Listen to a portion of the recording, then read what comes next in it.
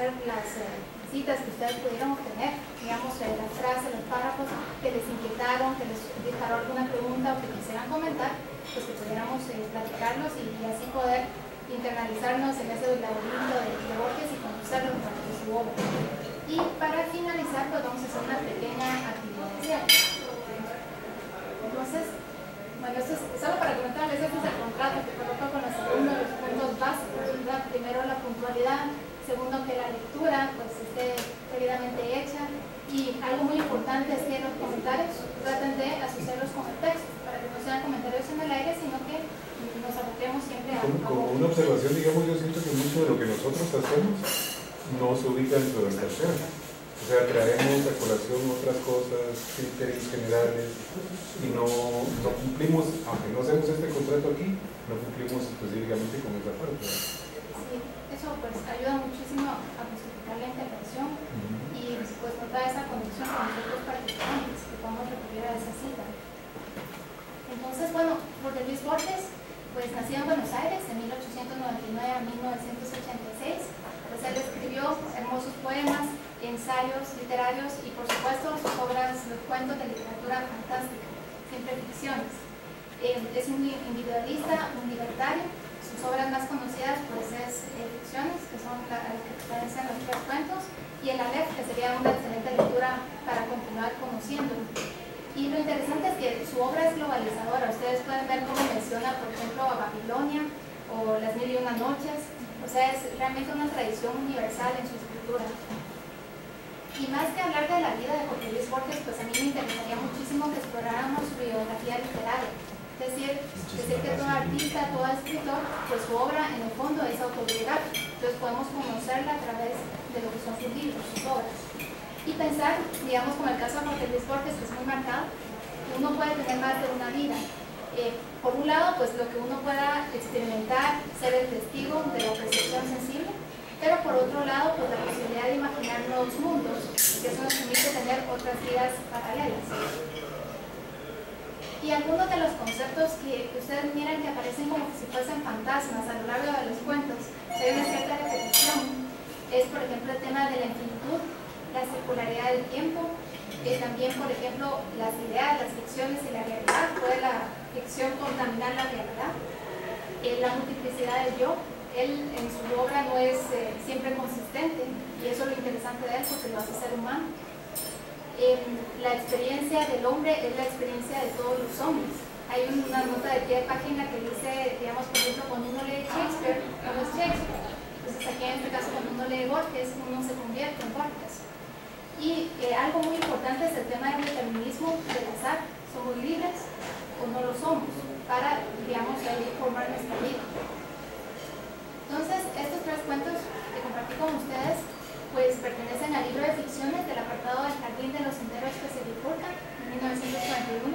Cuando uno lee la obra completa, uno mira los enlaces que Borges hace entre uno y otro cuento, digamos las referencias cruzadas que se realizan. Entonces es muy interesante verlo en su conjunto. Y la primera historia es La Biblioteca de Babel, en 1941. Entonces les coloqué aquí una pequeña cita y después me voy a permitir leer, digamos, esta como introducción y arrancamos con la discusión.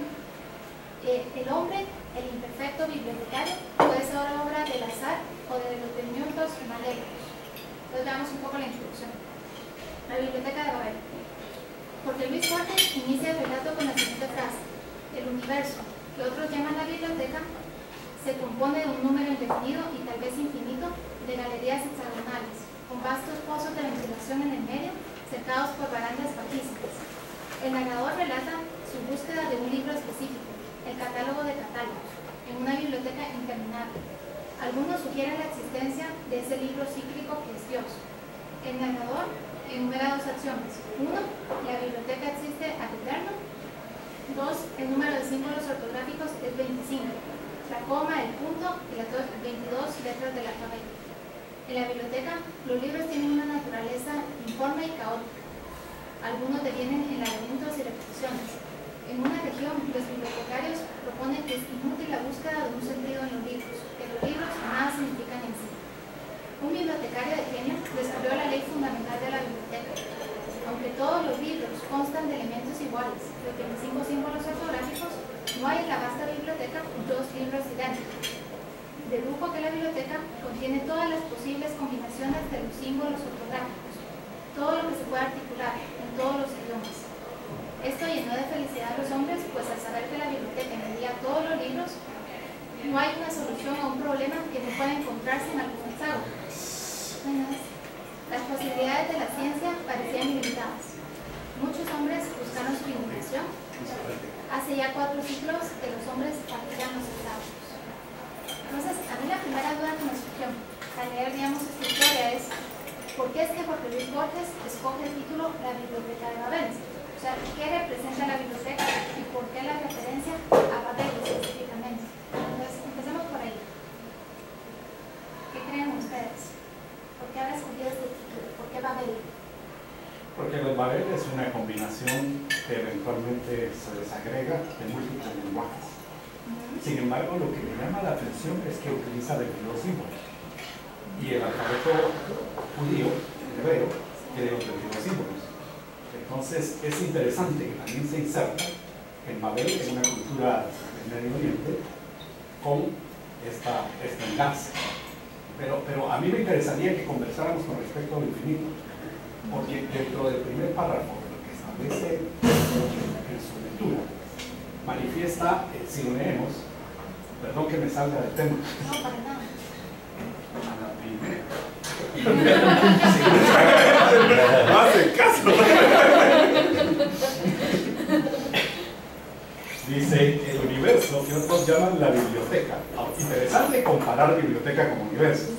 Se compone de un número indefinido y tal vez infinito de galerías hexagonales con vastos pozos de ventilación en medio, cercados por países. Entonces, el tema aquí que me llama la atención es lo siguiente. Con la referencia que envié, podemos hacer desde el punto de vista del análisis de la información el número de combinaciones posibles que existen con la descripción que da del tamaño de páginas que tiene y los libros que existen. Por lo tanto, a pesar de que sea una cantidad bastante grande, más grande que el universo empacado, digamos, en esos libros, es finita. Entonces, ¿de qué manera esa parte de infinito con, digamos, algo que mentalmente es inconmensurable se engarza dentro de la literatura de Borges? Eso me llama enormemente la atención. Y luego, por otro lado, lo que me llama la atención también es con respecto al universo cerrado. ¿En qué sentido? Cuando tenemos una combinación finita de elementos y tenemos, por lo tanto, una cantidad finita, el universo en sí está cerrado, definido. Si yo, por ejemplo, en lugar de 400 páginas, encuentro un libro con 401 páginas, ya no existe en esa biblioteca. Por lo tanto, existe todavía una biblioteca más grande que la biblioteca de Babel que contiene la biblioteca de Babel, y así al infinito. Entonces, ese tema es un tema que se engarza dentro del concepto que íbamos a analizar. Por un lado, aparte de Babel, la confusión de los lenguajes, que dentro de esa biblioteca, con esos 22 símbolos, deberían existir todos los lenguajes. De alguna manera están todas las expresiones de palabras que en un lenguaje no aparecen en otro. Por ejemplo, cualquier lenguaje, la luz en español, en otro idioma se dirá de una manera, en otro idioma, pero aparecerá la combinación. Entonces, de esa manera, si se presentan los lenguajes dentro de ese contexto. Pero realmente a mí me fascina lo que leí. No me imaginé el laberinto tan extenso, enorme, complejo, y que llama a estudiar mucho más de Borges. Pero en concreto mi punto es la concepción finita del infinito y el universo cerrado de ese contexto. Yo leyendo a la pregunta original de Astrid, estaba pensando que, bueno, el universo es todo, o sea, el universo es todo, no es una parte. Si el universo es todo, el universo contiene a todo. Y se supone que en la Torre de Babel estaban todos, es decir, llegaron todos los que hablaban el mismo idioma, y en la torre pues luego se les confundió con diferentes idiomas. Pero creo que va por ahí la idea. Si el universo es todo, y en el universo están todos, y en la Torre de Babel estaban todos, pero al mismo tiempo era un lugar de reunión, es un lugar de reunión, y al mismo tiempo es un lugar de dispersión y confusión. Entonces creo que hay como... tiene sentido. Tú, digamos, por ejemplo, eso, porque en la historia bíblica, bueno, Babel en hebreo es Babilonia. Entonces, en la historia bíblica, pues básicamente, ¿cuál era el objetivo de esos todos que estaban ahí reunidos? Digamos, como, ¿por qué recibieron el castigo? Digamos, ¿cómo podríamos nosotros pues, vincular esto con la biblioteca que nos presenta Borges? Porque querían llegar al cielo. Y creo que el cielo en una biblioteca es el conocimiento. Todo el conocimiento. Es todo el... ¿verdad? Ese es el cielo de una biblioteca, sería todo el conocimiento, diría yo. Como una pretensión, digamos, de obtener un conocimiento absoluto y una limitación a esto. Pero en ese sentido, Astrid, de nuevo vuelvo a mi observación. Esa biblioteca es única y por lo tanto no existe todo el conocimiento en esa biblioteca. O sea, hay bibliotecas que pueden ser más grandes que esa biblioteca. O que el libro fuera de 400 páginas, 402. Pero solo era una teoría, porque sí dice, hay otro en otro momento más adelante, dice, yo sospecho que los libros se repiten. Entonces, si se repiten, ya no tenés problema, puede ser infinita. No, porque será infinita, pero su contenido, es decir, por ejemplo, vos con cinco símbolos, 5 símbolos, hagámoslo, con 5 bits binarios, 0, 1. Naturalmente podés tener 32 combinaciones posibles, pero de esas 32 combinaciones posibles puede ser que la 16 la repitas 5 veces, pero estás dando información redundante.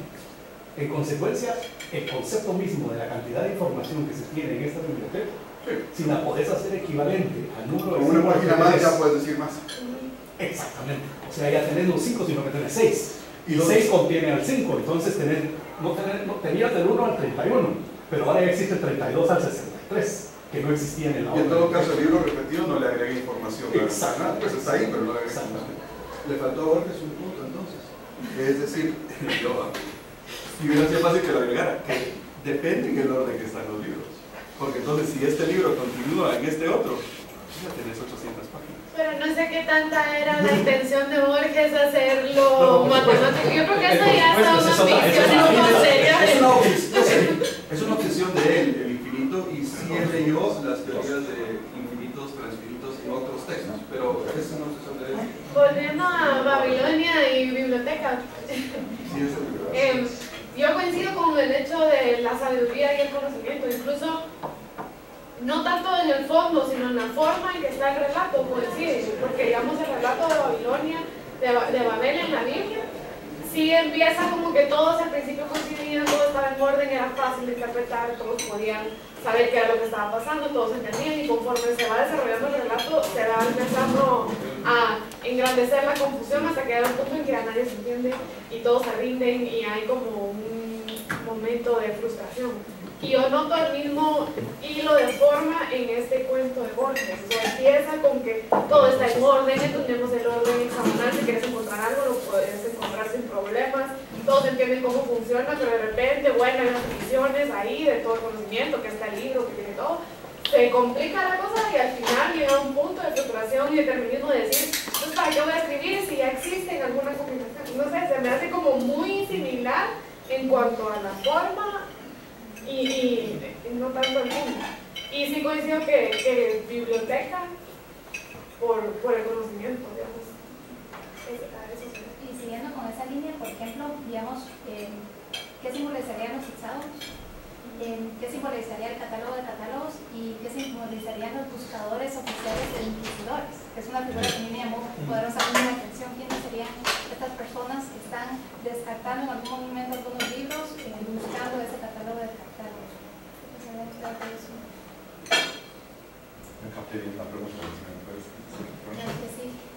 Preguntaba un poquito dentro del contexto de la Biblioteca de Babel, digamos, ¿qué simbolizan, qué representan esos hexágonos, o ese catálogo de catálogo, o esos inquisidores que están en esa búsqueda? Yo creo que no hay, en estos cuentos, no es que, bueno, a mi modo de ver, no es que Borges empezó con una idea y después pensó, bueno, yo quiero poner una metáfora de esa idea. Yo creo que él crea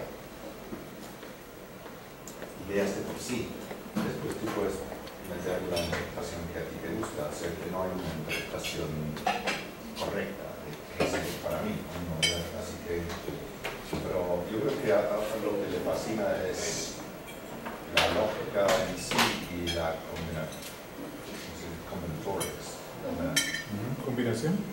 Sí, combinatoria de la matemática. Es una estructura matemática lo que más le fascina y él lo representa así algo muy abstracto, bueno, mi modo de ver.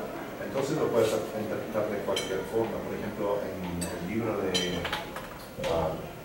Daniel Dennett, es un filósofo americano que escribe sobre la filosofía de la biología. Él tiene un capítulo muy interesante en el libro Darwin's Dangerous Idea, donde él habla de la biblioteca de Mendel. Y se refiere, o sea, él se refiere justo a este cuento de Borges. Y dice, bueno, imagínese que en vez de libros de palabras así en diferentes lenguas, eran así combinaciones de códigos genéticos, ¿no?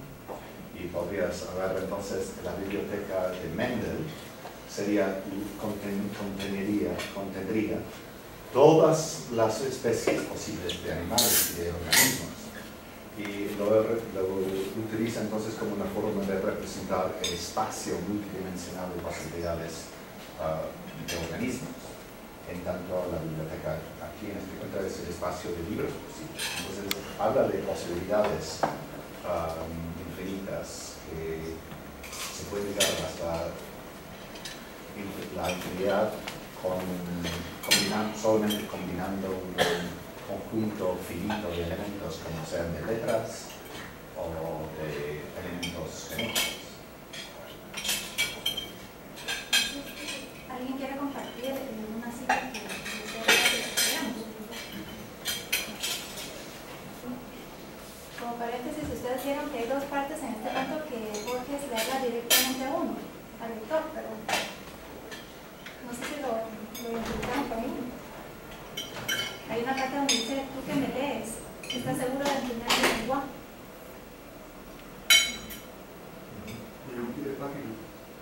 Creo que es muy interesante. Se trata. Creo que era él mismo en forma de casi deprecativa. Es algo interesante seguir el argumento tuyo. Por lo menos yo sé una parte que le preguntaron a Borges, no me acuerdo que lo leí, que porque eran la estantería de tantos libros. Y él dice, bueno, es que yo trabajaba cuando escribí eso, trabajaba en una biblioteca, tenía un trabajo totalmente para poder trabajar, para poderse sobrevivir en una biblioteca de barrio. Y cuando volteé, ese número de libros es lo que vi aquí, o sea, sencillamente vio 40 libros, o cuál era el número, ahorita no me acuerdo, y ese es el número que él puso, o sea, no necesariamente es un número cabalístico, que otro tema que le gustaba a Borges, que 40 significa los 40, qué sé yo, no. Y su respuesta es de lo más mundano. En este caso es ese dato, no sé el examen. Aquí tengo una cita que justo de lo que les contaba, de que cómo se va transformando la narración o cómo va cambiando el tono según va avanzando el cuento. Y es al principito, cabal, cuando dice, aquí yo lo tengo en la página 40 del PDF. Cuando se proclamó que la biblioteca abarcaba todos los libros, la primera impresión fue extravagante felicidad. Todos los hombres se sintieron señores de un tesoro intacto y secreto. No había problema personal o mundial cuya elocuente solución no existiera en algún hexágono. El universo estaba justificado, el universo bruscamente usurpó las dimensiones ilimitadas de la esperanza. Y creo que eso coincide mucho con la figura o la metáfora de Babel, que así inició, o sea, así inicia el relato bíblico, con esa felicidad, maravilla de la capacidad humana, del intelecto, con esa como que la gente cree que puede tener bajo su control un tesoro tan grande que es, en este caso, me imagino que se referirá al conocimiento o a la comprensión del universo, del mundo. Y digamos, una duda que me surge a mí es si hay certidumbre de que todo está escrito, lo que están hablando, ¿nos anula o nos afantasma? Hay una cita de él que dice, la certidumbre de que todo está escrito nos anula o nos afantasma. Entonces, si existiera este libro cíclico que es Dios, o este libro que se está buscando continuamente, pues, ¿qué posibilidad de libertad hay para el hombre? ¿Qué tan libres son los bibliotecarios, los buscadores, si existe esa idea de que pueda encontrarse el catálogo de catálogo. Yo quiero ampliar un poco lo que dijo y coincido completamente con él. Es decir, tratar de encontrar en una mente transformadora un símbolo a otras situaciones es interesante. Sin embargo, él como creador está creando una ficción completamente nueva. Es decir, está creando el libro con 401 páginas. Luego, eso me lleva al otro argumento. Estamos tratando de analizar un universo abierto en un ejemplo en el cual, de acuerdo al análisis cuidadoso del número de símbolos, etc., es un universo cerrado. Es decir, a pesar de que plantea la pregunta, ¿es que esto es infinito de alguna manera en el primer párrafo? Realmente la respuesta es no. Existen más libros, existen otras maneras de escribir, existen otras simbologías. De manera que, a pesar de que sí toca el tema del infinito, en este relato, si lo leemos de una manera lógica, de acuerdo a un análisis científico de lo que él plantea, es un universo cerrado. Entonces, al ser un universo cerrado, quiere decir que ya las cosas están dadas. Y al estar dadas, quiere decir que no existe libre albedrío, en contraposición a tener un universo abierto, en el cual, cuando tú tienes un universo abierto, ya, es decir, ya tienes este universo que ya se expande, que llega a ser inconmensurable, que no puedes de alguna manera identificar que una trayectoria va a poder ser predicha, sino que está abierta a múltiples opciones. Entonces, ese concepto dentro del contexto analítico, digamos, formal, no lo encuentro.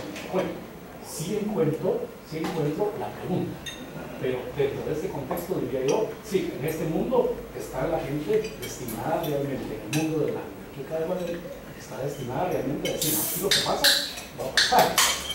Pero en la realidad, cuando ya lo empiezas a desmembrar, a desmenuzar, encuentras que realmente el supuesto básico te obliga a llegar a una conclusión que es si estamos predeterminados.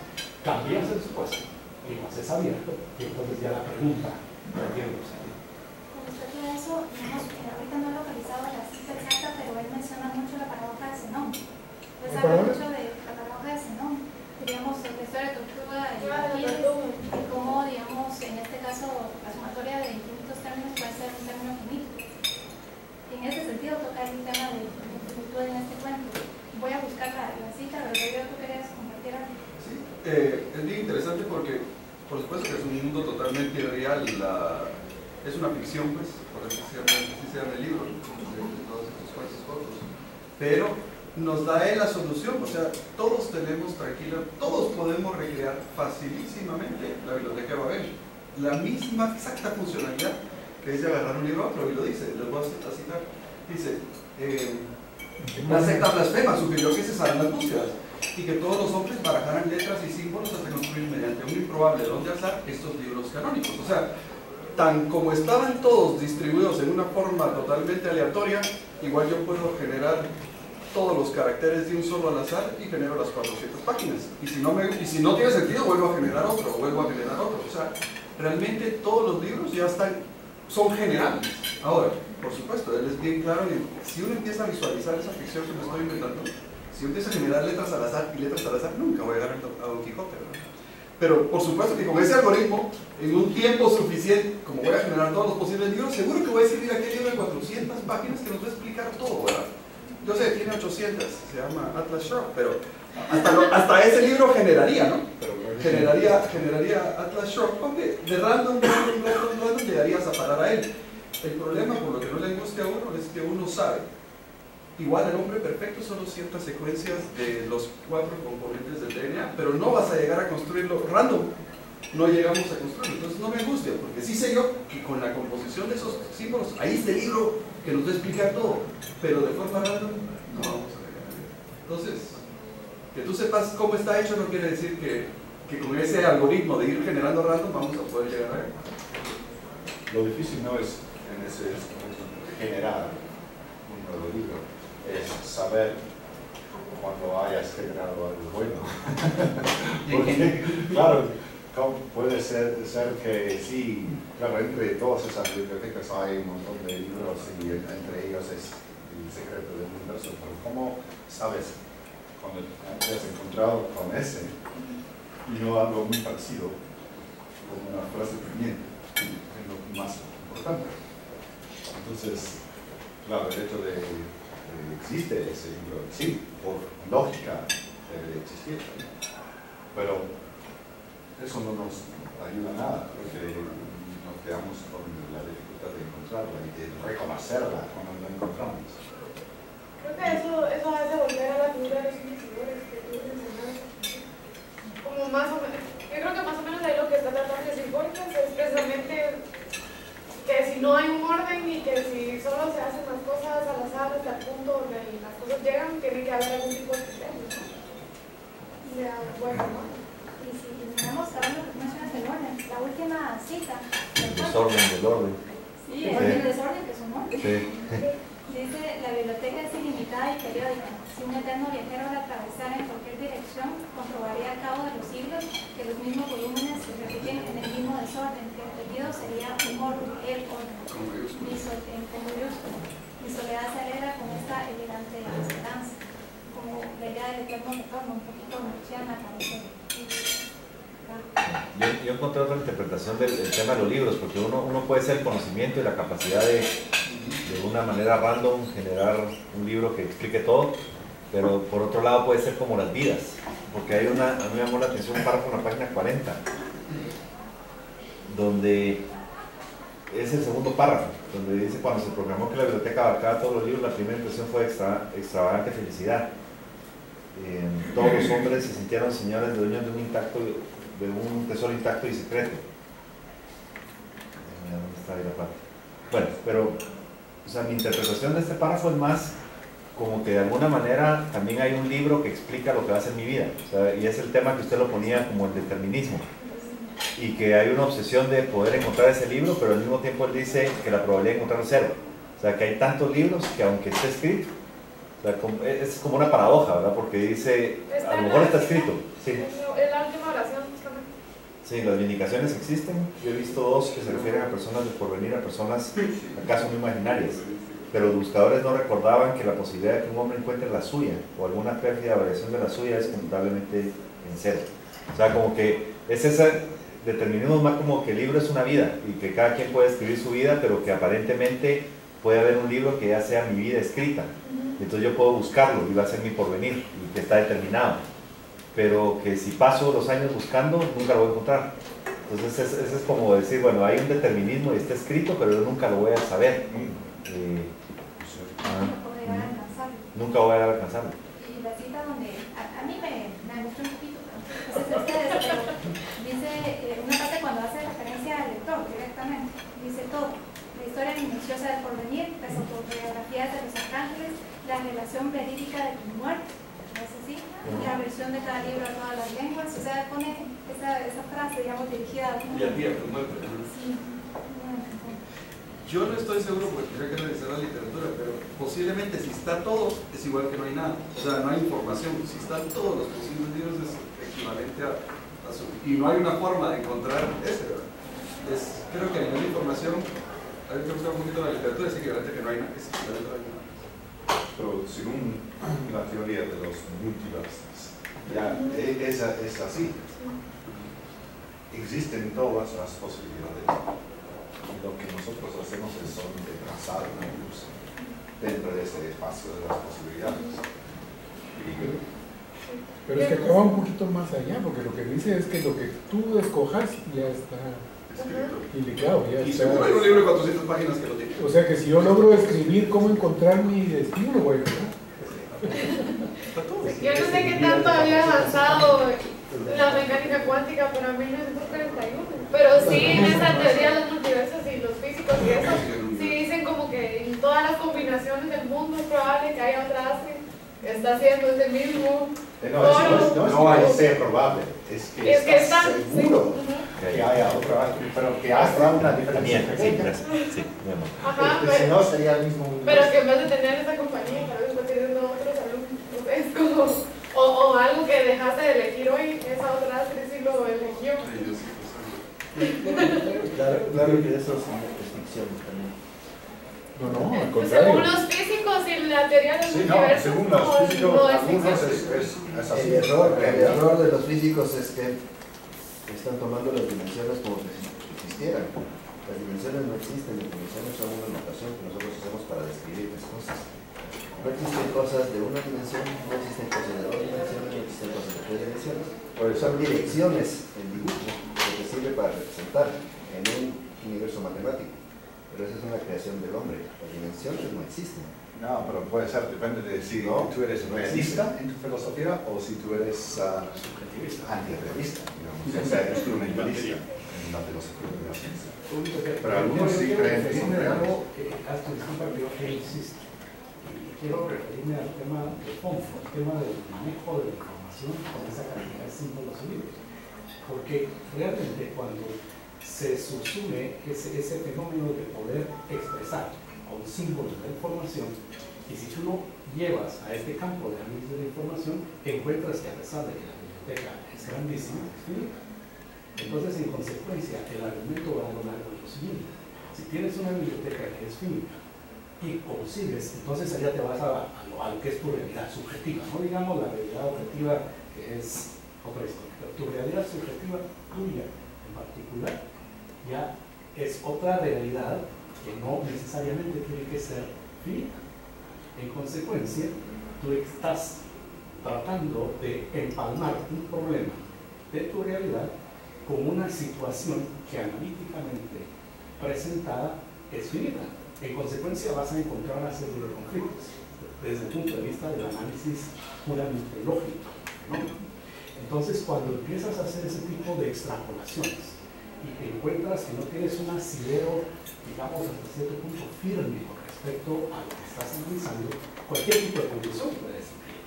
Por ejemplo, puede surgir la conclusión es que mi vida así realmente está escrita, pero realmente solamente con el ejemplo de que, bueno, el libro de 402 páginas o la biblioteca de 402 páginas es una biblioteca más grande que la anterior y que ya incluye la anterior y posiblemente mi vida es de 800 y no está ahí.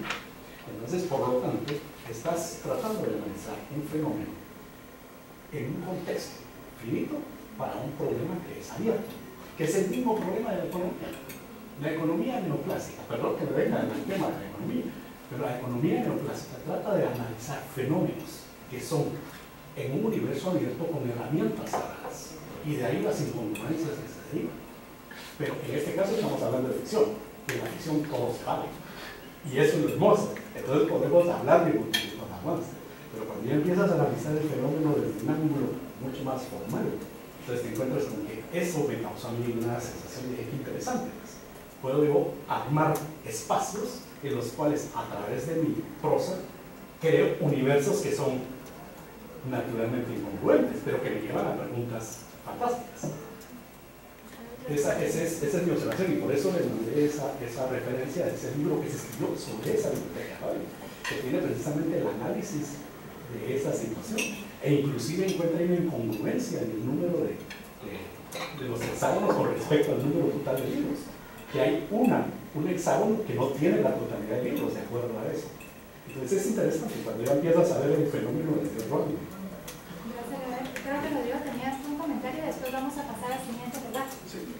Solo me parece, lamentablemente no le di tu referencia, pues seguramente ahí lo mencionan, porque si hacemos, lo que pasa es que Borges nos pinta un universo varias veces, este universo de la biblioteca es, pero muchísimo más grande que el universo observable que conocemos. El universo observable que conocemos tiene 10 a la 82 átomos juntitos. Entonces 10 a los 82 átomos son una línea de 82 caracteres, cada quien, o sea, yo puedo representar todos los posibles, contar uno por uno todos los posibles átomos en una línea de 82 caracteres y solo usando 10 caracteres, del 0 al 9. Ahí represento todo y cada uno de los átomos. El átomo tal es el... Pero Borges no es una línea de 80 caracteres, eso sobra en una página de 400 páginas. Entonces el universo de él es tan vasto que todos los posibles libros, imagínense, es más fácil. ¿Qué probabilidad que voy a encontrar un libro que habla de mi vida a encontrar uno de todos los posibles átomos que hay en el universo? No digamos cielanos de arena o otra cosa. Entonces es realmente tan fantásticamente grande que Es sí, infinito. que para efectos prácticos no puedo asumir que El existe. 10 al 82 es interesante porque tengo entendido que el número posible de jugadas en ajedrez es más que el 10 al 82. Sí. O sea, un tablero de ajedrez que parece bastante limitado tiene más posibilidades que todos los átomos del universo. Entonces aquí exactamente lo que está planteando es, partiendo como de números obviamente finitos, saber una infinita gama de posibilidades. Sergio, ¿usted quiere comentar? Yo tal vez para sacarnos un poquito, tal vez meternos en el mismo embrollo. Él menciona varias veces que la biblioteca es infinita. En él, aparentemente, en este laberinto, está incluido todo el conocimiento. Que todas las opciones están ya desarrolladas y que no nos queda nada por hacer nuevo. Yo cuando llegué a ese punto digo, y más quiero ahorrar más que sobre lo que dice, sobre mis penas y pocas glorias que tuve en el hecho de estar leyéndolo. Digo, bueno, entonces, ¿qué hacemos en este mundo? O sea, no vamos a hacer nunca nada nuevo. Pero me pareció muy interesante. Luego, digo yo, lo único que no hizo fue ponerle en lugar de biblioteca de Babel, el Internet de Babel, porque en él aparentemente Google está de todo Babel, el ¿no? conocimiento. En fin, digamos, existen muchas posibilidades. Y luego, si ya mi vida está escrita, ¿qué sentido tiene que la siga viviendo, digamos? Entonces, pero de esa forma, digamos, como muchos retos. La lectura es increíble realmente y da pie a que uno, por lo menos yo, elabore un montón. Sergio, mira, pero si tu vida está escrita y tu vida es feliz, fantástica y preciosa, yo creería que se tendrías que concluir. Lo que pasa es que ya no tendría esa sal del riesgo de que no sé si al dar un paso va a ser para bien o para mal. Pues salite entonces. No, porque ya está escrito. Pero una cosa es que escrito y otra cosa Es que lo sepas. es que tú sabes Que lo encuentro. que, El famoso que no lo ese libro, encontraron. que estás seguro de que ese libro es tuyo. Entonces el riesgo sería, pero realmente ese libro que cuenta mi vida. Porque tiene una pequeña modificación. Sí, claro. Claro. Que deja abierto nuevamente el universo, ¿no? Es interesantísimo, así crea preguntas interesantes. Y no puede existir una compatibilidad entre esas dos cosas. Por ejemplo, si vos tomás una decisión libre, igual cae dentro de un mundo de posibilidades de que hacia allá vas a llegar. O sea, es decir, está escrito,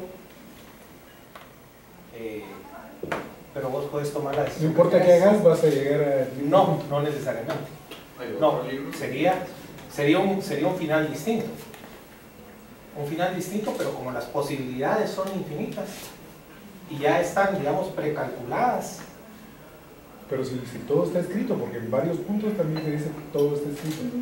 Es que Todos los libros posibles ya están escritos. Por eso, Por eso, el supuesto. entonces, si mezclas eso con la, ¿cómo se llama? La libertad de... ¿Cómo se llama? El libre albedrío. Libre albedrío. ¿Será que se puede mezclar? ¿Será que si tú tomas una decisión hoy, aunque esté escrito, pero simplemente cambias de libro? Puede ser un determinismo en el tema de hacer una analogía con los libros, que solo vas a poder usar las letras que te permite el alfabeto y ciertas cosas. O sea, que ahí está restringido, pero la cantidad de posibilidades de combinarlas es casi infinito. O sea, es como decir, bueno, yo voy a vivir mi vida, no puedo volar, no puedo hacer ciertas cosas, tal, o sea, tengo cierta restricción, pero no implica un determinismo, necesariamente. Y es la circularidad del tiempo, bueno, pero usted va a pasar al otro. Un comentario a título personal, perdón que me salga. En mi caso personal, no creo que nada existe. Creo que el mundo es abierto, que es un universo abierto, etc. Pero siempre es bueno planteárselo. Por supuesto, bueno,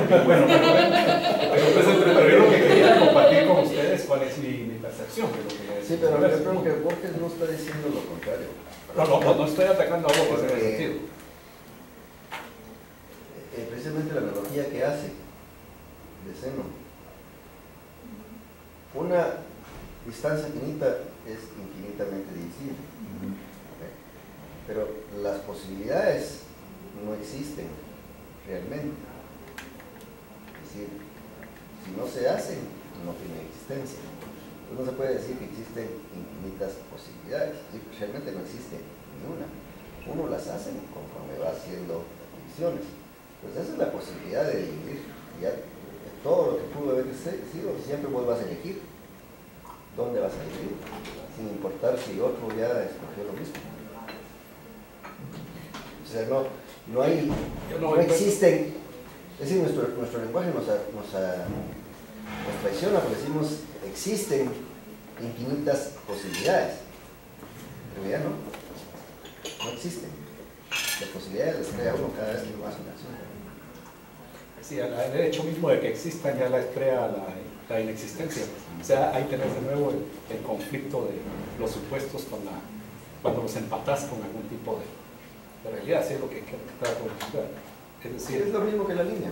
Digamos, la línea es finita. Eso es lo que existe. La puedes dividir en 2, en 3. Te puedes pasar la vida dividiéndola. O sea, no habría límite hasta dónde la vas a dividir. Eso sería decir que la línea es infinita. El teorema de compactness en los números reales.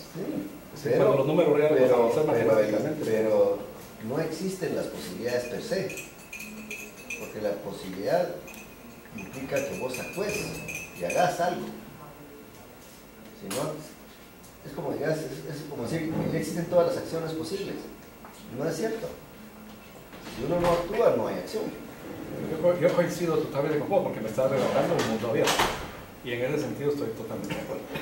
Pero realmente el punto no era ir hacia Borges de la manera como él percibe, sino que solamente compartir con ustedes mi percepción del universo, pues que es una percepción abierta. No quiere decir que Borges la vea cerrada. Y la observación de cómo el análisis lógico, detallado del libro refleja una complejidad mayúscula en cuanto al tamaño de lo que percibe el universo, pero que es sumamente interesante. Para mí esto es una lectura fascinante. Y luego el otro que va a venir y el otro fascinante. Podría recomendar Atiende a los senderos que se bifurcan relacionado con tu cuestionamiento. Ese sería para decirlo precisamente. Pasando a la lotería en Babilonia, en 1941 seleccioné esta cita, dice: Babilonia no es otra cosa que un infinito juego de azares. Creo que es la última oración. Entonces les hago una breve introducción. Como todos los hombres de Babilonia, he sido procónsul, como todos esclavo, también he conocido la omnipotencia, el oprobio, las cárceles. Pues esta frase inicia el relato de Borges. Sus experiencias terriblemente diversas, el narrador las atribuye a la institución de la lotería. En un inicio, las loterías carecían de virtud moral. No se dirigían a todas las facultades del hombre, únicamente a su esperanza. Frente a ese fracaso, la lotería se reformó para incluir suertes adversas, que al principio eran multas y posteriormente se convirtieron en días de prisión. A la lotería se le empezó a llamar la compañía. Al incluir elementos no pecuniarios, nace el todo poder de la compañía, su valor eclesiástico y metafísico. La lotería se hizo inclusiva y secreta. Esto abrió la posibilidad de que todos, pobres y ricos, participaran por igual en el terror y la esperanza. Se trataba de un orden nuevo, de una etapa histórica necesaria. La lotería constituye la intensificación del azar, las interpolaciones del caos en el orden del mundo. Babilonia no es otra cosa que un infinito juego de azares. Entonces, la primera duda que a mí me surge es qué simboliza la compañía. Solo como para tener un referente de qué piensan ustedes que refleja, digamos, esta institución. Depende. Si sos religiosa, significa Dios. Sí, pero creo que... Si no sos religioso, significa simple y sencillamente el azar. Pero yo creo que precisamente pone en tela de juicio la cuestión del azar, porque la compañía es símbolo de una inteligencia que controle todo. Sí, claro, que como dijiste, si eres religioso, eso debe ser Dios.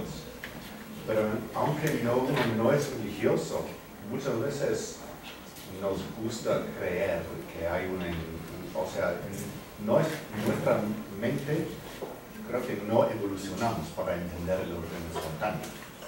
Evolucionamos siempre con una tendencia de creer que el orden surge de algo planificado, algo creado. Si no es por Dios, es porque hay una conspiración de judíos que están controlando el mundo. O que por eso nos atraen tanto las conspiracy theories, ¿no? Las teorías de conspiración. Entonces, y los buscas en internet, los encuentras en todos lados, porque lo que menos nos gusta, lo que menos se nos ocurre pensar es que el orden o el caos o lo que sea, o las cosas que vemos, surge de una orden no espontánea, sin una inteligencia que lo controla. Por eso le costó tanto tiempo a la humanidad llegar a la teoría de la evolución, porque no estamos preparados para concebir una orden espontánea, y siempre tenemos que creer que sí surge algo. Por eso, cuando las cosas van mal en la historia, siempre hay que buscar una causa así. Yo creo no. A veces, ¿por qué es tan difícil creer en lo que yo llamo the cock-up theory of history? O sea, la teoría de la historia como un gran error. No queremos, no. Si ocurrió 9/11, no puede ser que solamente fue así un accidente que dejaron entrar ese avión. Es que sí fue todo planificado por el CIA y todo eso. Okay. Entonces es eso lo que representa, es nuestro deseo de poner detrás del azar, concebir, esperar que haya una orden, por mala o malévola que sea. Yo creo que de las cosas más interesantes de Borges no solo es que se inventa una abstracción del tipo matemática, sino empieza a decir cómo se comporta el humano dentro de él. Entonces, por supuesto, eso es bien interesante. O sea, cognitivamente se asume que el cerebro es un pattern matching machine, siempre está buscando patrones. Y cuando no los encuentras, saca aquellas conclusiones de las más supersticiosas, ¿verdad? Y cuando ya están más estructuradas, le llamamos religión. Pero hay otro tema interesantísimo que pasa. ¿Qué me pareció? Un poco. No, y las religiones son bien pilas, porque te dicen, como ya están. Ahora no se queda. Ahora no salir de este clavo.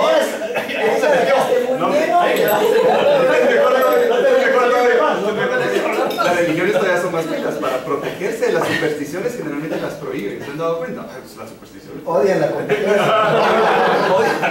La competencia informal, ¿no? Okay. Pero aquí hay otro tema. Hacemos pattern matching, tratamos de encontrar patrones con una correlación de punto 2, ya creemos que hay causa y efecto, y por eso es que el método científico es tan importante, ¿verdad? Y por eso nos tardamos en encontrar cosas como la evolución.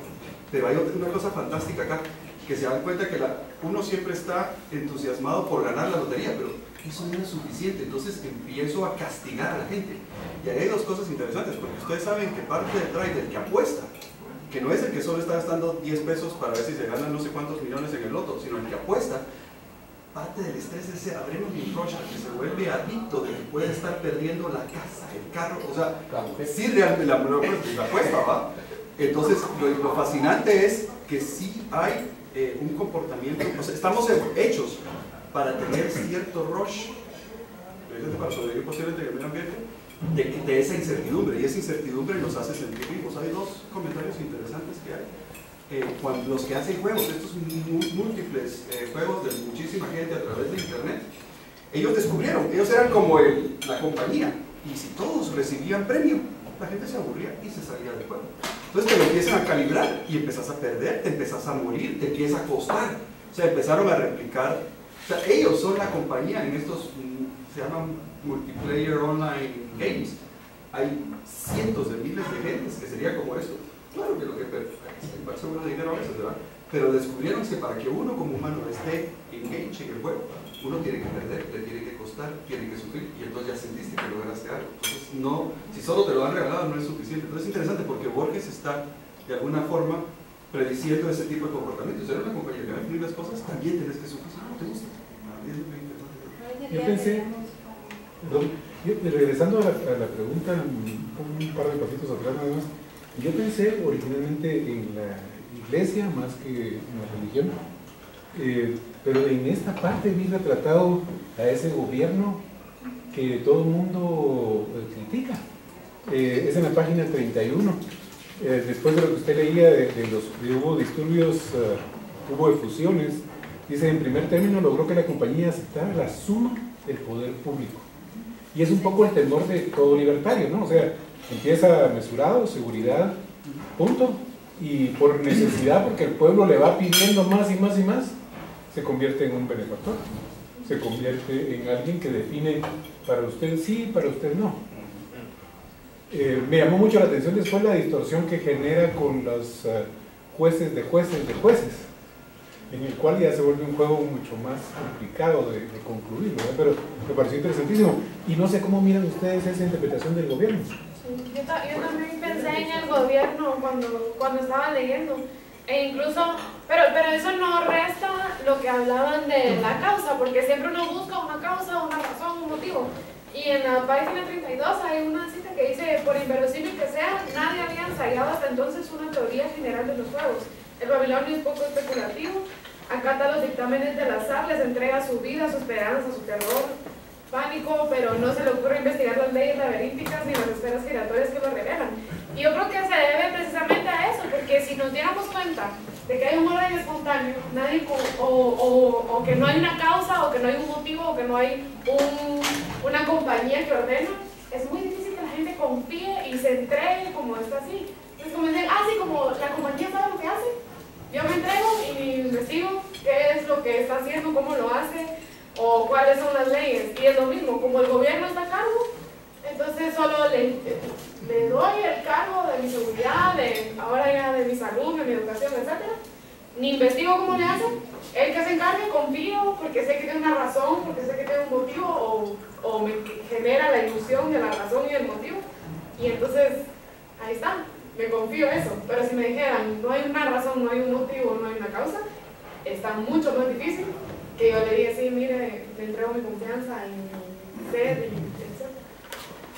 En ese sentido de lo confuso de la naturaleza de la compañía, la frase que me gustó está en la 75 de esta versión.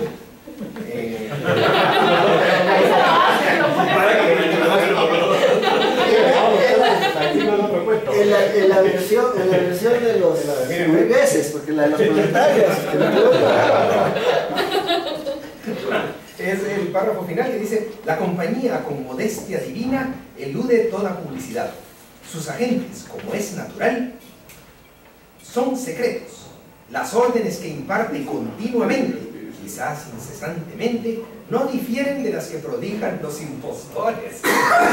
Entonces, o sea, da igual, ¿no? Los impostores es lo que estaba diciendo de la religión versus...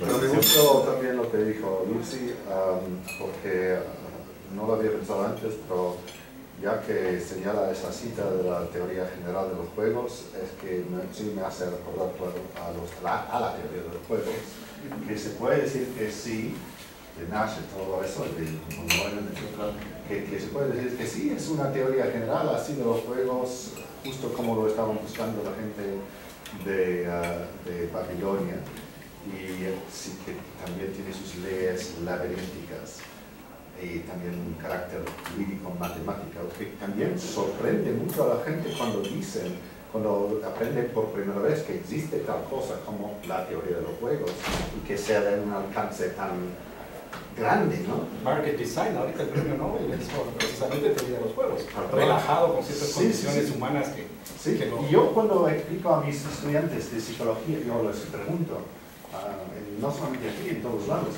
si alguna vez han estudiado la teoría de los juegos, y casi siempre me dicen no.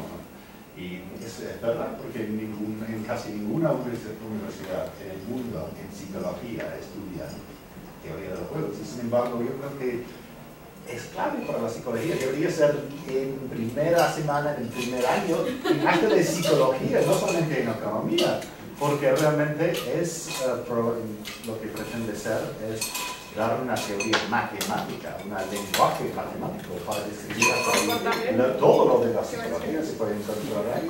Así que, sí, no, pero porque la psicología somos como los babilonios en ese sentido, porque pensamos que sí, entonces la conducta humana, somos poco especulativos en general, pensamos que la conducta humana, la psicología, son dictámenes de azar, tienen así cosas poéticas, se puede describir mediante unas observaciones así empíricas, pero buscar ecuaciones emocionales y sí un carácter matemático de la teoría psicológica, es algo que mucha gente piensa que no es posible.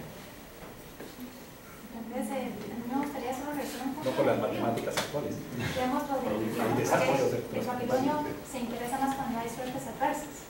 Entonces, un poco, y digamos, por ejemplo, en el caso de Freud, hablaría de que el hombre, digamos, se maneja con el lazo hacia el otro, que sería como el eros, lo que nos permite hacer amistad, relaciones, sociedad, pero también tiene la parte, digamos, de tánatos, de destrucción. Entonces, como que de alguna manera en ese impulso de decir, bueno, que lo metan en la cárcel, lo que a mí me metan en la cárcel, lo que importa en este dedo, está un poquito como esa fuerza instintiva que podría tener el ser humano. Hay una historia de un campesino ruso que no me acuerdo los detalles de cómo va, pero la cosa es que él tenía una vaca y su vecino tenía 2 vacas. Y entonces se le aparece un genio para decirle, mira, ¿cómo te puedo ayudar? ¿Cómo te puedo resolver? Y le dice al genio, mata a mi vecino.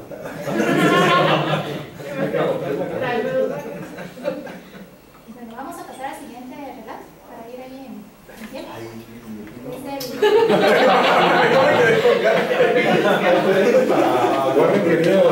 Yo quería preguntar por qué la lotería es en Babilonia y no en Atenas. ¿Por qué? ¿Y por qué? ¿Eso es en serio? Sí. ¿Preguntando o contestando? Contestanos mejor. Preguntar y contestar. En Atenas sí había lotería. Si uno bajaba al ágora todos los días y había una lotería que te indicaba que tenías que hacer ese día como funcionario público. En cambio, el azar en Babilonia también tenía su papel. Si vos eras mujer, cuando llegabas a la pubertad te ibas al templo. Y en el templo iban a pasar los hombres.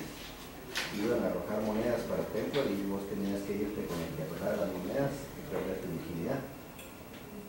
Y si nadie pasaba, y nadie te hacía el favor de darte las monedas, te quedabas, tenías que regresar al templo todos los días hasta vestir santos. Entonces era una brujería también. Vivías del azar. Entonces es un punto, que había una función ahí un punto recurrente en contra de los griegos de alguna manera, porque en este que usted va a entrar hay una parte, no sé dónde está, que dice que no es como los griegos o como los... Sí, casi al inicio, no sé Sí. buenísimo. Y en el inmortal también agarra a los griegos, o sea, como que... Porque aquí el concepto de la lotería es muy parecido al concepto de patos. Sí, dice donde el idioma zen no está contaminado de griego, en el que usted va a hablar ahorita, o sea, como que recurrentemente se es en contra de los griegos. Sí. La lotería dice, he conocido lo que ignoran los griegos. Sí, sí. Bueno, reuniones seculares. Pues esta cita, en el sueño del hombre que soñaba, el soñado se despertó. Entonces, una breve introducción. Se inicia el relato con la idea... ¿Vas a almorzar a otra reunión, Rodrigo? ¿Ah? ¿Vas a almorzar a otra Vas a reunión? hablar de religión. Ese fue mi mejor esfuerzo por no perder a Borges, perdón. Gracias. Gracias. Se lo dedican. El cuento inicia, digamos, con la idea de un hombre taciturno a un templo que devoraron los incendios antiguos que la selva palúdica ha profanado y cuyo dios no recibe honor de los hombres. El forastero tenía el propósito de soñar a un hombre e imponerlo a la realidad.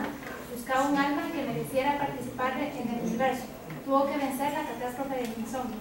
En este relato, Borges hace referencia a las profundidades del inconsciente. Comprendió que el empeño de modelar la materia incoherente y vertiginosa de que se componen los sueños es el más arduo que puede acometer un varón, aunque penetre todos los enigmas del orden superior y del inferior, mucho más arduo que tejer una cuerda de arena o que amonear el viento sin cara. Cuando el hombre abandona el propósito de dirigir su sueño, logra finalmente dormir. Soñó un corazón que latía, con minucioso amor lo soñó. Soñó a un dios múltiple fuego, que animaría al fantasma que había soñado. Todos creerían que es un hombre, solo el forastero y el dios conocerían su condición de mero simulacro. Después de ser instruido en los ritos, el hombre deberá enviar el soñado a otro templo destruido para glorificar al dios fuego. En el sueño del hombre que soñaba, el soñado se despertó. Después de años de aprendizaje, el hijo del hombre taciturno estaba listo para nacer. Otra vez más, me gustaría arrancar con el título. ¿Por qué las ruinas circulares? Para este relato. Circular es infinito.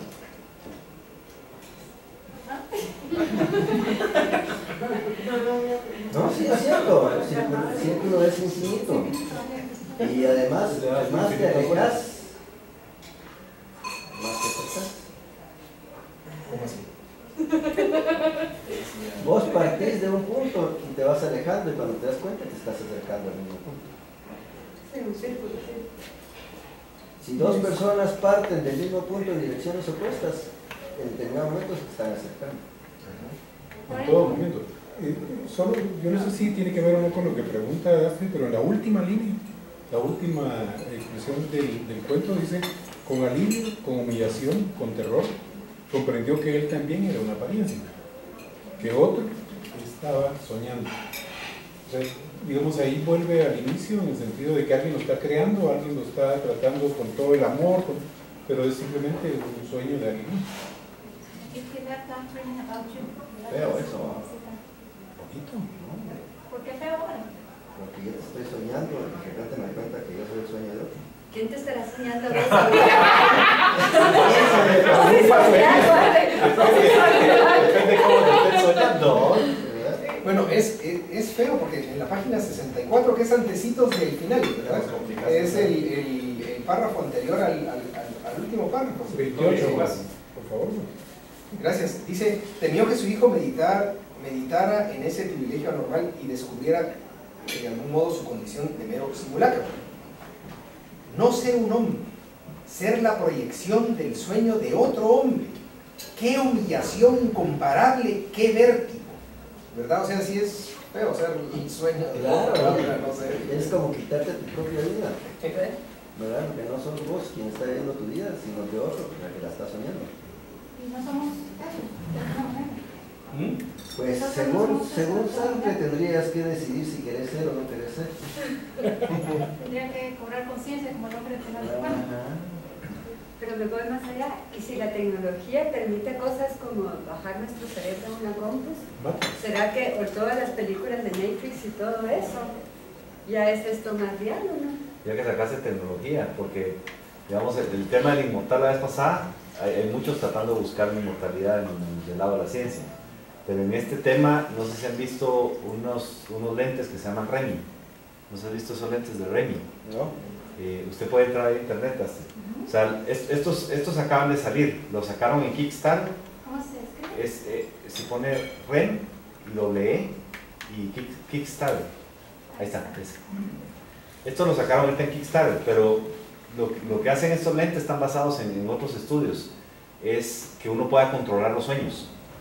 Y el debate que se ha generado, estos son lo que llaman sueños lúcidos, o sea que uno puede llegar a controlar el sueño, pero hay mucho debate de los riesgos de estos y los grandes temas que ven como riesgo, uno es que puede fomentar esquizofrenia o acelerar una esquizofrenia, pero el otro es que no quieran despertar, o sea, porque es el tema, si en algún momento controlo mis sueños y puedo generar una falsa realidad para que me voy a despertar, ¿verdad? Y estos ahorita lo están vendiendo, de hecho los primeros los entregan esta semana. Los primeros los entregan esta semana y es todo el tema de uno, mientras sueña, tener control sobre el sueño. Y uno podría leer, podría volar, podría... ¿Pero y por qué la necesidad de control sobre el sueño? Ahora, sí, esto es interesante, ellos querían, por ejemplo, $35,000 y llevan 600,000, o sea, la demanda de la gente queriendo controlar su sueño está... Dale, de esa manera, los sueños se vuelve algo que tú creas, que no sale al azar. O sea, yo sueño cualquier cosa que puede haberme impactado, pero en este caso ya tú lo orientas. Bueno, hoy quiero ir a la playa. Y en esa playa voy a tener tales y tales y tales ventajas o tales. ¿Cuál ir a la playa? Voy a seguir. Si vas a soñar, no decir hoy quiero ser Brad Pitt. Un chico que nos va a pedir decía para ser más eficiente Pero si es con mi jocoso de tiempo. genio, va a ser la que O sea, yo puedo en las noches leer y hacer cosas que no puedo hacer porque no me alcanza el día. Yo me recordé de estos lentes con la frase ahí en la primera página que dice: al principio los sueños eran caóticos, poco después fueron de naturaleza dialéctica.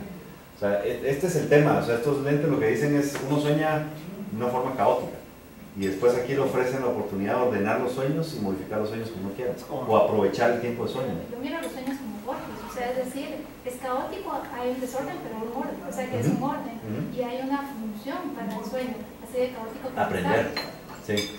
Entonces, que ese es otro de los riesgos de esto, que uno deja de aprender. Claro. Que por aquí también lo mencionaba un tema, que uno... Vas a aprender, pero cosas que te interesan. ¿Pero por qué los sueños son para aprender?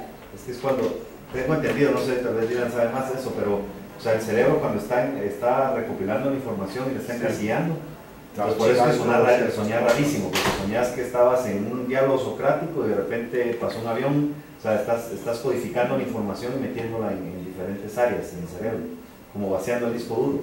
Sí. Por eso tenés que soñar para aprender. O sea, el modo que uno fija el conocimiento es durmiendo.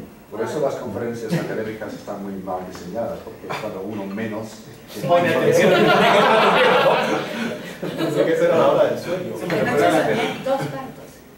Y viví 2 partos anoche, ¿pueden creer? Tuyos. Y los dolores de parto, imagínate. Me recuerda a la película de... Pero a mí me gustan mis sueños, son tan reales, a mí me encantan mis sueños. ¿Ustedes vieron, perdón, Total Recall? Con Arnold Schwarzenegger. Es básicamente lo mismo. Te ofrecen una aventura y ya no sabes si es realidad y si es ficción, si es sueño. ¿En qué mundo se quiere quedar? ¿En qué mundo te querés quedar? ¿Y él estaba soñando o fue realidad? Y él, ya no me acuerdo, yo creo que se quedó en el sueño, pues se quedó con la chava, fue el héroe y yo creo que era un sueño. bueno, un comentario solo desde la perspectiva freudiana. Uno cuando sueña, uno toma elementos, por ejemplo, de las cosas cotidianas que le pasaron el día anterior o hace un par de días, personas que se encontró y se incorpora en el sueño, pero también hay una carga afectiva que está fuerte y que desea manifestarse. El nivel de censura es un poco más bajo que cuando uno está consciente. Entonces ese permite, digamos, como el devenir del inconsciente. Por ejemplo, un niño, si ustedes le preguntan qué soñó, el niño soñó que se estaba comiendo un helado y lo disfrutó, que fue a jugar con su amiguito a tal parque. Son sueños tan transparentes, tan poco encriptados, porque pues básicamente ahí está el deseo. Pero en el caso de digamos, un adulto, como ya tiene unos niveles de represión y censura fuertes, ya el deseo no se puede presentar como tal, sería desagradable, de hecho. Por eso es que se va como deformando, pero es otra explicación de por qué también es importante que tengan un lugar en el inconsciente, porque qué pasaría Es una si no explicación, tuvieran... es una teoría interesante. Y volviendo a en qué mundo se quiere quedar uno, yo creo que eso también aparece mucho en este cuento, porque incluso él llega a lamentar su insomnio. O sea, él llega a tener tanto afecto por esa criatura de sus sueños que él va creando, que cuando le da insomnio busca la forma de volver a soñar. O sea, ya a cada rato dice, quiero estar con mi hijo, quiero volver a soñarlo. Menciona algo de una cicuta o algo así que le permitía tener intervalos de sueños para volver a estar en ese ambiente en el que podía ver su creación terminada. O sea, él está prefiriendo el mundo del sueño, tanto así que busca una forma de traer su sueño a la realidad. Porque los sueños eran buenos. Bueno, yo tengo pesadillas todas las noches, así que yo, cuando me despierto, gracias a qué Dios. alivio. Tenía una pregunta para Juan. ¿Tenés una pregunta para mí? Sí. ¿Tú no vistes aquí en las ruinas circulares anoche? ¿Aquí? ¿No lo encontraste? En todos. En todos. En todos, sí. ¿Comentar por qué? Porque Nietzsche tiene la teoría del eterno retorno, esa concepción de la historia y de la vida. Y aquí en los tres tiene esa misma concepción del eterno retorno. Esa idea del eterno retorno es como, Nietzsche es muy vitalista, es como vive tu vida como si se fuese a referir al infinito, y que no vayas a tener temor de las decisiones que has tomado. Sí, pero digamos, es un consejo tan difícil de cumplirse que hasta Nietzsche se volvió loco pensándolo. Sería por eso que se volvió loco. Nietzsche no se volvió loco. Sería por eso. Eso dicen sus enemigos filosóficos.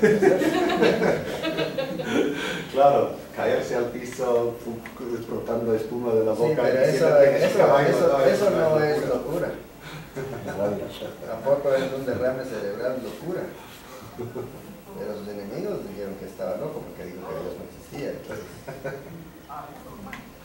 ¿Quieren compartir alguna cita que les llamó la atención? Yo encontré una que me llamó la atención. Vamos a ver si era cierto ese.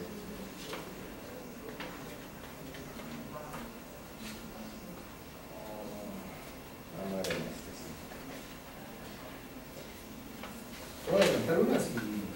Sí. En la página 98 de nuestra versión.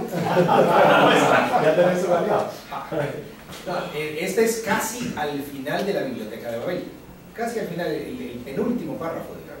El principio del penúltimo párrafo. Dice: la escritura metódica me distrae de la presente condición de los hombres. La certidumbre de que todo está escrito nos anula o nos afantasma. Y mire la parte conducente. Dice: yo conozco distritos en que los jóvenes se prosternan ante los libros y besan con barbarie las páginas, pero no saben descifrar una sola letra.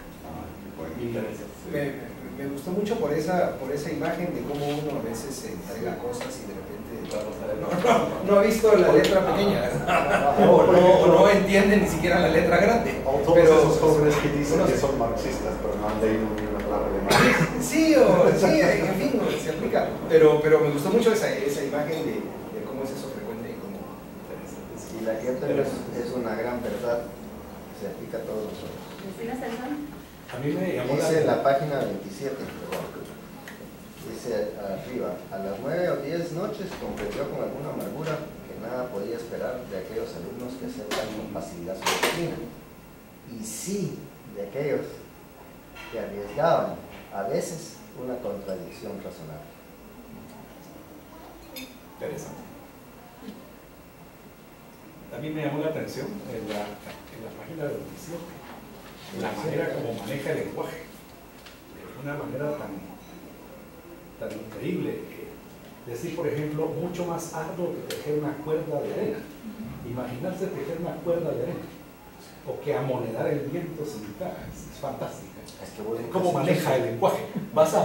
Ya quiere hacer economía con el viento, fíjate, qué interesante, ¿no? Es fantástico su manejo del lenguaje, eso me fascinó. También me parece interesante que esto no le va a gustar a Warren, pero menciona como deidades en todos los cuentos. Digamos, en este cuento menciona ese múltiple Dios le reveló su nombre terrenal de fuego, etc. Y en los otros siempre hay como alguna deidad. En el de la Biblioteca de Babel dice: la diferencia entre lo divino y lo humano es que lo humano, por aquí lo tengo, pero que sus letras son como garabatos, mientras lo divino, que era lo que estaba en los libros, eran letras perfectas y bien hechas y todo. O sea, sí, por mucha influencia de Nietzsche, deja entrever ciertas deidades o cierto poder sobrenatural en los tres relatos. ¿Por qué preguntaste de la influencia de Nietzsche con respecto a...? Sí, por el tema del eterno retorno, que digamos aparece recurrentemente y digamos es algo que cuando vivimos de inmortalidad aparece, no, pero la visión de Borges es algo como que sería algo desastroso, o sea, no es vitalista como Nietzsche.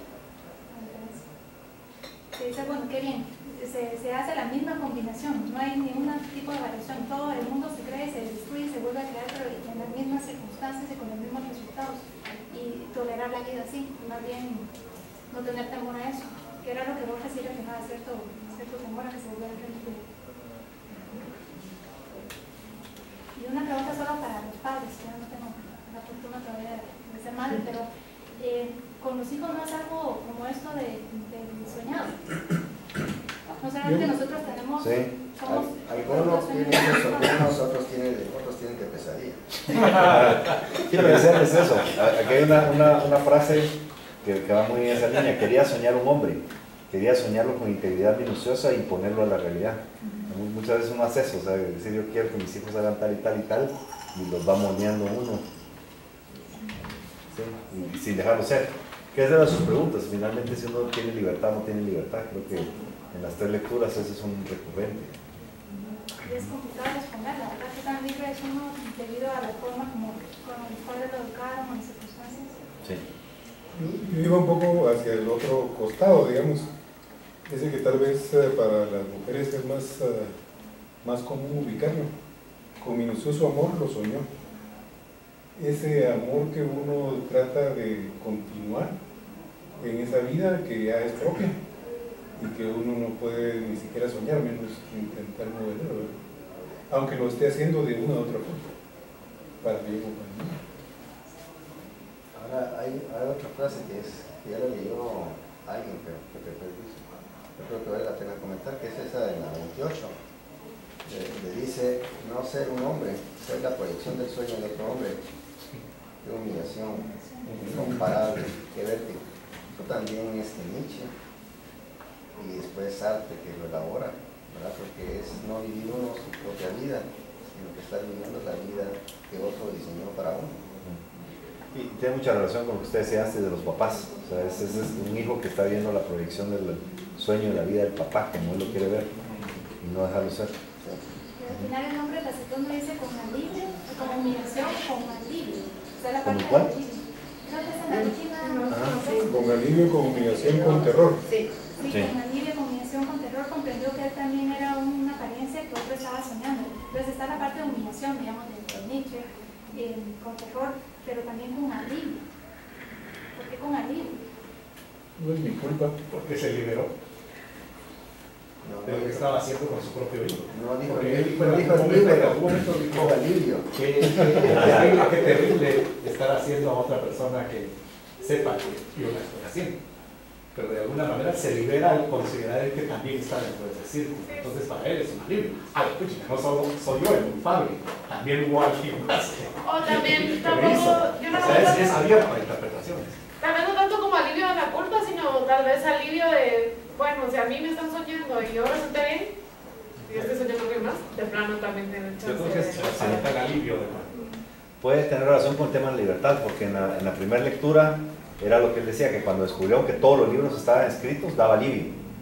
O sea, que de alguna manera el quitarse la responsabilidad puede dar cierto alivio. Es decir, bueno, si alguien me está soñando y ya todo está predeterminado, si hay un libro que dice que voy a vivir, ya no es mi responsabilidad.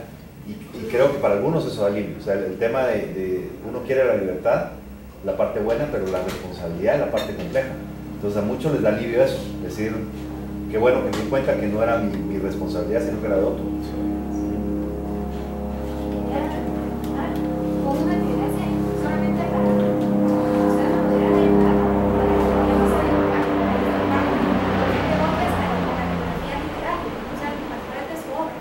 ¿Podrías repetir? Porque yo no oí nada por el helicóptero. Sí, lo que quisiera que me ayudaran ustedes es como, digamos, a dibujar el perfil de Borges. Es decir, qué características tienen a través de la obra, no tanto de su vida concreta, sino lo que deja ver de su parte humana, ¿verdad?, que comparte con nosotros. Y pues, ¿cuáles son las preguntas fundamentales que ustedes encontraron en nuestros relatos? Solo como para ver si podemos hacer esa biografía literaria que hablaba al inicio. ¿Cómo describirían inquisitiva? Si es algo así lo que quieres. ¿Sí? ¿Cómo lo describirías tú? ¿Cree en Dios, por ejemplo? La menciona varias veces, pero parece que es una persona que duda mucho y cuestiona. Alguien que cuestiona todo el tiempo. Sin conocer los detalles de su vida, porque ahí puede... Yo no sé nada de eso. Claro, en base a lo que leímos. En base a lo que se cuestiona.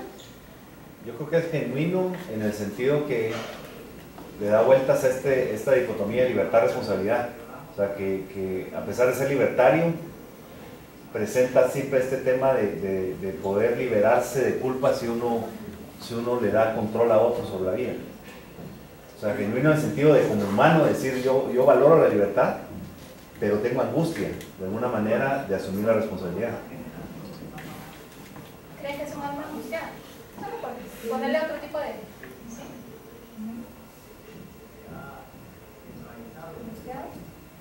Tiene algo con las mates y las cifras y los números. ¿Le gusta lo abstracto? ¿Qué es eso ser físico? No me preguntes qué, pero hay algo... Un chisme aquí estaban hablando mal de los físicos, ¿no? Cuando no estabas. Está bueno. ¿Por qué están poniendo que es angustiado? A mí me parece que es más asombro. Más asombro que angustia. O sea, un asombro con respecto al infinito, un asombro con respecto. Pero si hay angustia respecto a qué va a pasar con mi vida. Estoy determinado, no estoy determinado. ¿Será angustia o será una pregunta? Porque una cosa es estar angustiado y otra cosa es estar consciente de que no sabes nada. Pero eso no puede ser angustia, sino que puede ser una oportunidad. Es decir, yo no sé algo, pero qué oportunidad de que eventualmente lo puede llegar a saber. O sea, no necesariamente lo que leímos desemboca en una frase que diga qué angustia para... Pero digamos, es porque como el artículo que usted vio, que dice que lo describe en una prosa tan tranquila que a veces el horror o la angustia puede pasar desapercibido. Claro, porque tal vez él no utiliza utiliza un tono angustioso cuando lo está describiendo, pero las situaciones que presenta son bastante angustiosas, ¿no? Como cuando estamos diciendo que es humillante saber que mi vida ya está controlada, que es el reflejo de mi madre. Pero regresando a ese tema, inclusive veo que en las ruinas circulares está el tema de que a quien escoge es al discípulo que más le cuestiona. O sea, al inicio, como dijo Warren, tenía un montón de estudiantes. Y todos, sí, profesor, pero hubo uno que apareció y que le cuestionó. Ese individuo es al que él crea, al que él termina de crear. O sea que en medio de que está creando a alguien, le está dando también la posibilidad de que cree su propio universo. Entonces ahí el determinismo ya no es tan determinista, está también abriendo el espacio. Eso es también una interpretación interesante. O sea que su mente es creadora. Para el perfil de Borges es creador, imaginativo. Yo agregaría complicado. Poeta. Qué vida más complicada. Poeta. Lo más que complicado, creo que tiene una forma interesante de plantear cuestionamientos fundamentales. Sí, claro, que se cuestionan. Sí, pero también plantearlos, o sea, porque está claro que lo está cuestionando, pero la forma en que te los plantea una novela es profundo, pero los plantea muy simple. Ok, ya te entendí. Sí. Yo pensaba que él como persona, por el hecho de no ser tan superficial, era complicado, pero sí entiendo lo que me estás diciendo, que los cuestionamientos profundos los puede presentar en una forma sencilla. Sí, yo lo vería al contrario complicado, o sea, como alguien bastante directo y simple, o sea, que puede sintetizar mucho en algo muy simple. Vamos a ponerle cuestiones. Yo diría, así como ama lo abstracto, también ama la búsqueda de la verdad y también la realidad. Esa búsqueda de la verdad lo lleva a él a tratar de explicar la realidad. No sé qué piensan ustedes. Creo que está también, no le molesta la ambigüedad, y eso hay una dimensión en psicología que se llama aversión a la ambigüedad. Yo creo que no estaría muy alto en esa escala. O sea, él no le molesta estar en lo ambiguo, en lo ambivalente. Se encuentra a gusto, ameno en lo que a otros les daría espanto porque no los pueden entender exactamente. Por ejemplo, una persona, a veces hay gente que lee Borges y dice, pero no hay historia, no hay narrativa aquí, no es como que, no es que, érase una vez un hombre que se levantó y se tal cual. No, es que, claro, hay pedazos de narración mezclados con descripción, mezclado que no está bien claro cuál es el orden cronológico, y él está cómodo con eso. No busca imponer demasiada orden, está a veces contento con la conclusión. El determinismo. Sí. El determinismo es un recurrente. El infinito.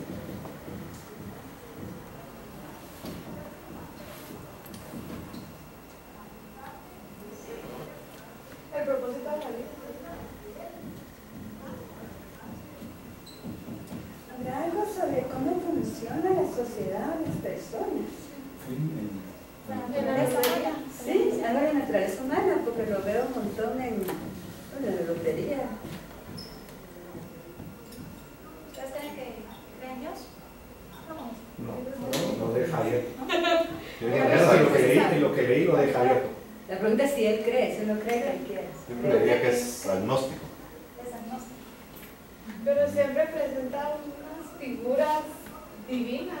Yo diría que es agnóstico de todo. Pero puede ser un deísta, no un teísta. A lo mejor. Porque el deísta es que, claro, cree en Dios, pero a Dios no le importa un pito del ser humano. O sea, que creó todo y deja todo como funciona, como un... ¿Cree en el destino? Esa es la razón para el determinismo. Pero tampoco creen en el destino, es que hay una diferencia importante entre el destino y el determinismo y lo que Borges está planteando aquí. El destino necesita, en cierto sentido, de la figura de Dios. Es decir, ya todo está escrito y vas a tener que hacer las cosas como están escritas. Sí.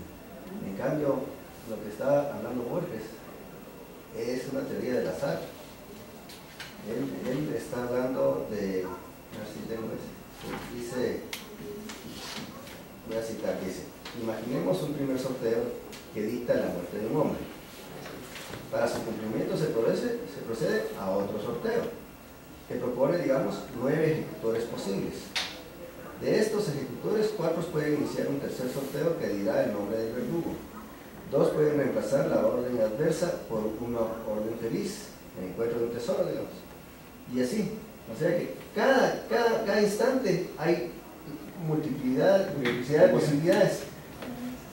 No hay un destino, sino que es simplemente un azar. Bueno, la relación entre el azar y los juegos y la percepción del destino y Dios es complejo, porque originalmente todo lo que después llegó a ser juegos de azar, originalmente tuvieron su origen en formas de adivinar la voluntad de Dios y de saber cuál era la voluntad y el destino. Entonces los judíos, claro, en el Antiguo Testamento sacan sorteos, para adivinar lo que es.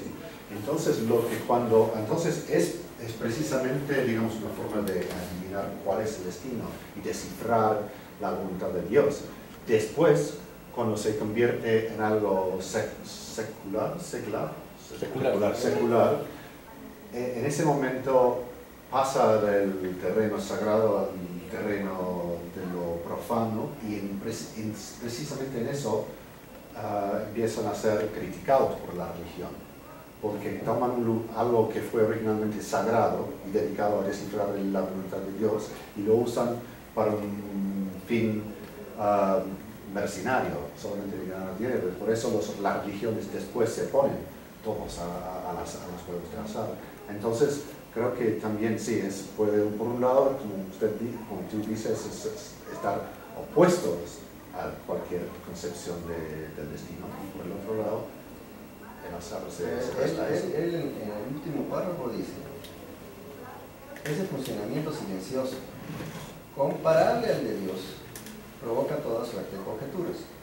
Alguna abominablemente insinúa que hace ya siglos que no existe la compañía y que el sacro desorden de nuestras vidas es puramente hereditario y tradicional. Otro la juzga eterna y enseña que perdurará hasta la última noche, cuando el último Dios anonade al mundo. Otra declara que la compañía es omnipotente, pero que solo influye en cosas minúsculas, en el grito de un pájaro, en los matices de herrumbre y del polvo, en los entresueños del alba. De hecho, lo que está tirando ahí son precisamente los argumentos en contra de la existencia de Dios, que son tradicionales. Otra por boca de heresíarcas enmascarados, que no ha existido nunca y no existirá. Otra, no menos vil, razona que es indiferente afirmar o negar la realidad de la tenebrosa corporación, porque Babilonia no es otra cosa que un infinito juego de azares.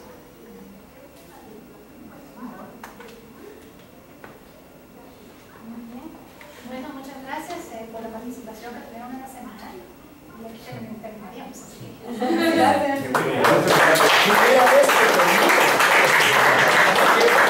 La última palabra para ahora. Perdón que haya venido tarde, pero tal vez Astrid nos puede ayudar un poco. Ustedes están temprano, porque yo vi que Astrid hizo un montón de cosas fabulosas que uno puede aprender para seminarios con estudiantes. A mí me fascinó el de haber preguntado, por ejemplo, ¿por qué el título? O sea, me parece que uno no sé cómo pensar esta parte de cierre. Me parece que es un ejercicio fabuloso. No sé si alguien quiere comentar algo más que vio. Yo pienso que desde la introducción al tema, en la cual ella nos introdujo cada cuento, está ubicando a las personas de alguna forma, aunque no hayas leído, ya te esforzás por tratar de entender una pequeña parte y sacas algunos argumentos que son fundamentales en toda la trama. Yo creo que eso es proverbial. Son 10 cuentos, si hay que colocarse con el entorno de cada uno de ellos, son cuantos. Y las reglas del inicio me parecen geniales. Me parece muy bien que desde el principio todos sepan cuáles son las reglas. Y si te diste cuenta, usualmente no citamos lo que leemos cuando tenemos estos almuerzos. Esta vez hubo mucho más referencias al texto y eso, en mi opinión, enriqueció más la discusión, evitó las tangentes, a pesar de que sí hubo algunas, pero evitó las tangentes, usualmente nos vamos más por las ramas. A mí me fascinó desde que Astrid mandó, bueno, yo mandé la invitación, pero Astrid me la dio, así es que yo fui el mensajero. La invitación estaba más clara de cuáles son los objetivos.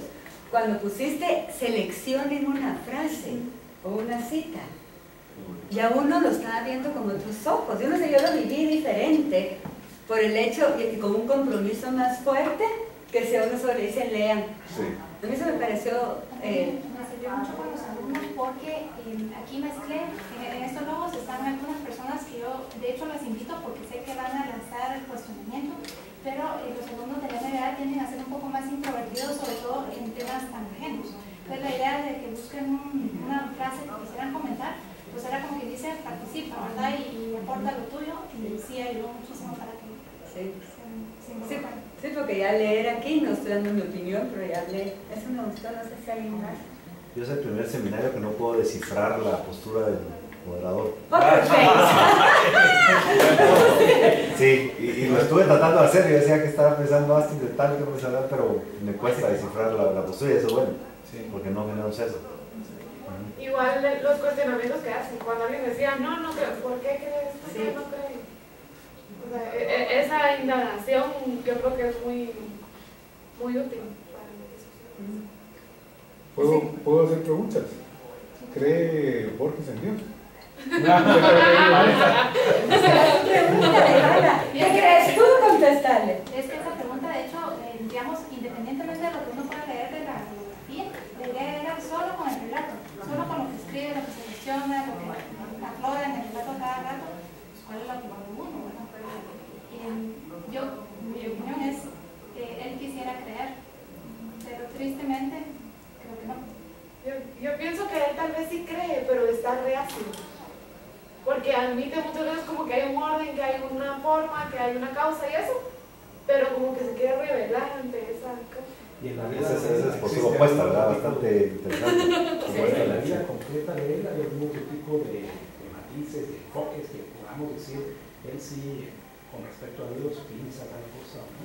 La verdad, por ejemplo, a mí la verdad es un poco como Dios. O sea, esa aproximación continua que trata de buscar ese libro, digamos, en el contexto de la biblioteca, como que así ambiciona encontrarlo. Pero como dicen, bueno, ya van 400 siglos, estoy esperando los hexágonos. Hay un otro cuento donde dice, me he quedado ciego tratando de buscar ese libro. Interesante. Él quiere creer. A mí otra cosa que me encanta de Astrid, que yo le he aprendido muchísimo, es que tiene cuestionamientos genuinos. O sea, y cuando ella está preguntando, ella está interesada en escuchar y en aprender, a diferencia que cuando uno manipula para llegar a una respuesta. O sea, yo creo que eso es bien importante en los socráticos, cuando uno no tiene, tal vez sí tienes tu postura, pero estás dispuesta a escuchar y de veras está, ni siquiera es su tema. O sea, no está haciendo... Entonces yo creo que eso es bien importante en los seminarios. Sí, estoy de acuerdo contigo, y que eso no es algo que se puede, digamos, no hay una fórmula para llegar a eso, tiene que brotar de ti o no. No lo puedes fingir fácilmente, tiene que ser, digamos, ser de una genuina curiosidad. Entonces eso creo que, por eso sí, a veces, viste que a veces tenemos clases de cómo ser un buen profesor, así, que parece que se puede reducirlo a unas reglas así, claro que se puede mejorar siguiendo unas reglas, pero al fin hay también cosas no muy fácilmente mensurables, o sea, que cosas que son de tu carácter, y que un profesor muy bueno será de una forma diferente a otro profesor muy bueno porque tienen diferentes caracteres, pero quizás igualmente buenos, pero cada uno descubrió cómo ser buen profesor con su propio carácter. Y eso, por ejemplo, sí, eso está bien. Creo que eso inspira, hay algo que inspira cuando, y está, sí, estoy de acuerdo también con lo que dijiste tú, que no es como que no fue, digamos, obvio que querías que saliéramos con una respuesta predefinida, sino que es incluso muy parecido a las cosas que dicen ustedes. Y eso sí creo que entonces crea mucho más engagement. Entendemos. Sí. A mí me pasa con Astrid que siento que así como profesora tiene mucho respeto a las ideas de uno. Sí. Yo antes de entrar me encontré a Warren y le digo, Warren, no entiendo ni que son los 25, serán las 25 letras, pero solo hay 22, y me dice, sí, más la coma, el punto del espacio. Pero ni siquiera eso estaba segura si estaba entendiendo de qué se trataba. Y cuando estás aquí y podés decir una cosa, no sentís miedo de que Astrid tal que no se albure. No sé si me explico, ni con la cara. Yo siento mucho respeto hacia uno como persona y sus ideas. No, está bien. Entonces, eso me gusta. Yo creo que, y a veces uno brinca con los estudiantes. Sí.